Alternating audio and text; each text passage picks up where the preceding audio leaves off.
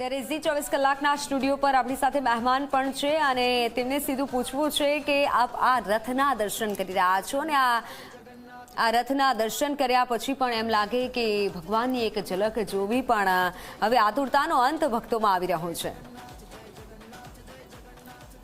નમસ્કાર, જય જગન્નાથ, જય શ્રી કૃષ્ણ। આજનો આ અનેરો અવસર જ્યારે જગતનો નાથ સામે ચાલી અને આપણને દર્શન આપવા આવતો હોય ત્યારે આવી આ ઘડીએ જે આનંદની લાગણી છે, જે અલગ જ ઉમંગની લાગણી છે, એની વચ્ચે જ્યારે ભગવાનના સ્વરૂપના દર્શન કરીએ ત્યારે એવું થાય કે વાલાને જોયા જ રાખીએ, નિરખ્યા જ રાખીએ। અને હરિવરનું રૂપ નિરખતા હું તો ગાંડી ઘેલી થઈ, શ્યામળિયાને જોવા હું તો સાવ ગાંડી ઘેલી થઈ।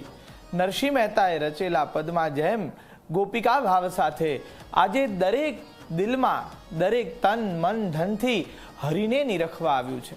તમે જુઓ, લાખો લોકોની ભીડ સવારથી મંદિરના પ્રાંગણમાં હોય કે પછી રથ જ્યાંથી પસાર થઈ રહ્યો છે ત્યાં હોય, પણ બધી જ જગ્યાએ ભગવાનના અદ્ભુત દર્શન કરવા માટે સૌ ભેગા થયા છે।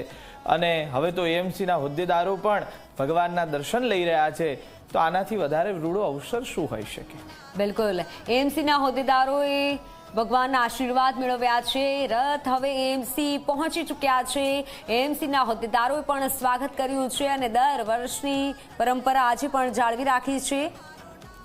ત્યારે રથ હવે આગળ વધી રહ્યા છે, એએમસી ખાતે પહોંચ્યા છે અને એએમસીમાં તમામ જે હોદ્દેદારો છે, પ્રતિનિધિઓ છે, તે પ્રતિનિધિઓએ ભગવાનના દર્શન કર્યા છે અને સ્વાગત કર્યું છે રથનું। ત્યારે જે આપણે આગળ વાત કરી રહ્યા હતા ભગવાનના સ્વરૂપની, પરંતુ સાથે આજે પૂજા વિધિની પણ વાત કરવી છે કે આજના દિવસે જો કોઈ વ્રત રાખવાનું વિચારે છે, ઉપવાસ રાખતા હોય છે, તો ઘરે જ કઈ રીતે કદાચ રથયાત્રામાં નથી જોડાઈ શકતા તો ઘરે કઈ રીતે પૂજા વિધિ કરી શકે? ખૂબ સરસ વાત કરી બેન તમે, બરોબર।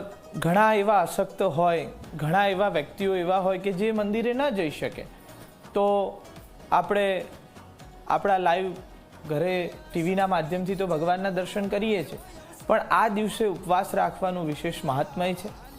આજનો દિવસ બીજનો ઉપવાસ મૂળ પ્રમાણે બ્રહ્મવૈવર્ત પુરાણ અને ભાગવતમાં બીજના અધિષ્ઠાત્રા તરીકે ચંદ્ર અને ભગવાન શિવ તથા ભગવાન નારાયણને પણ બરોબર બીજના ઉપવાસ તરીકે ખૂબ મહત્વના ગણવામાં આવ્યા છે અને આજના દિવસે બીજનો ઉપવાસ ઘણા બધા કરતા હોય છે।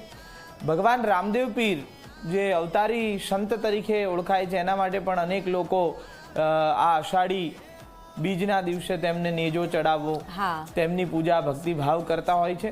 તો આજના દિવસે બીજનો ઉપવાસ કરવો જોઈએ।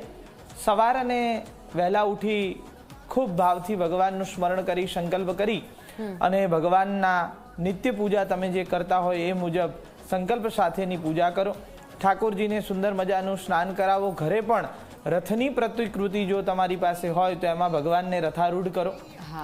ઘરે જ રથમાં બેસાડી ભગવાન ઠાકોરજીની સેવા કરો અને ઘરે રથયાત્રા જેવો માહોલ કરી ભગવાનને મગ જાંબુનો પ્રસાદ ધરાવો।